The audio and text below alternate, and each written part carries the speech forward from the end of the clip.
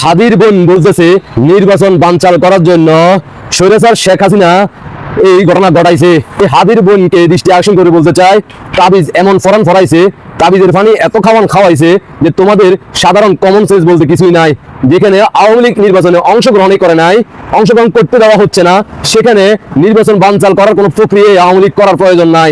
নির্বাচন বানচাল করার প্রক্রিয়া তোমার ভাইয়ের আসনে যারা প্রতিপক্ষ হিসেবে ছিল তারাই তোমার ভাইকে আবু সাইদ করে দিছে। নির্বাচন বানচাল করতে হবে না, নির্বাচন কোনোভাবেই বানচাল করতে দেওয়া যাবে না, সন্ত্রাসীদেরকে ক্ষমতায় আসতে দেওয়া যাবে না, সে যে দলের হোক। আমাদের একটাই কথা, ইনসাফের বাংলাদেশ হইতে হবে। আমরা কোন রাষ্ট্রের চাকরিতে থাকতে চাই না, আমরা মেরুদণ্ড সোজা করে বাঁচতে চাই। আফার কথা তো শুনলেন, আফা এবার ওই এলাকা থেকে হাদির এলাকা থেকে নির্বাচন করবে।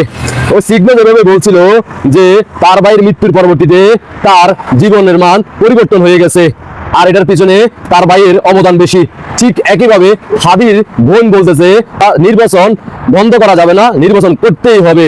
কিন্তু হাদির বিচার যে শুটার তাকে এখনো ধরতে পারলো না, তিনি আছেন নির্বাচন নিয়ে, তিনিও চায় শিখদের মতো বড়লোক হইতে, কোটিপতি হইতে স্বপ্ন দেখতে আছে।